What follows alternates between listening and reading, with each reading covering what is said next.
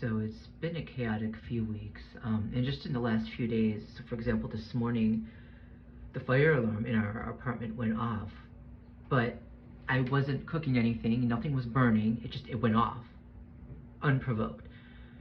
So I called downstairs, and they could hear it when I called, and then it stopped while we were on the phone. So she said, well, if it happens again, call down again. So a few hours later, it happened again. It just went off. There's no smoke in here. It just went off.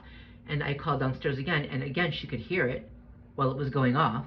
And she said, she questioned, well, what's going on? Is it hot in there? What's up?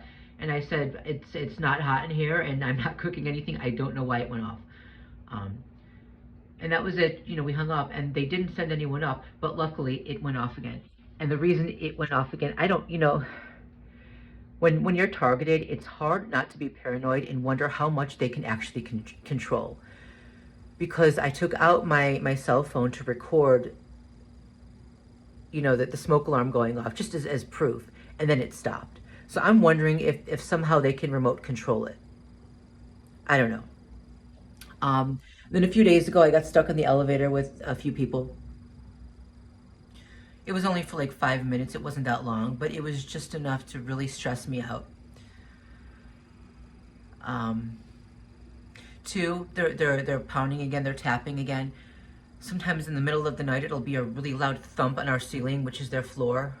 It's just enough to wake us up, but then it stops. So it's not like, if I report anything and the insecurity comes up, they'll hear anything, right? It's just enough to wake us up. And then two, in the morning, sometimes he'll start tapping loudly and thumping loudly, either on the walls or their floor. And it can be really early, like 6, 7, 8 in the morning. And so a few days ago they did that, and it was after a long night where I didn't get much sleep because my mom was up all night, and this is happening a lot more. She's hallucinating. She sees things, she hears things, and she's certain there are bugs crawling everywhere, and demons, and so she was up all night. She wouldn't let me sleep. No one could sleep when that happens. Finally, in the morning, I fell asleep. I don't know what time it was, maybe 4 or 5. And then a few hours later, tap, tap, tap, knock, knock, knock. Around, I don't know what time it was, but it was pretty early. Waking me up again. That's what they did. They won't let me sleep. And they do it when they know that I haven't slept much at night.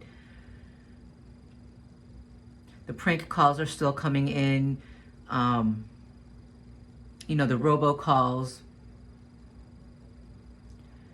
It's getting hard.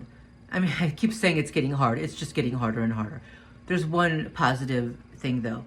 I talked to, today, I got a call back from the person who did my assessment for autism, and she said that I do have autism. So, she asked me if I wanted to come in to pick up the report or if she should just send it, and they're going to send it because I can't get back there. It's too far away. But, so at least that's taken care of. At least I finally have an accurate diagnosis.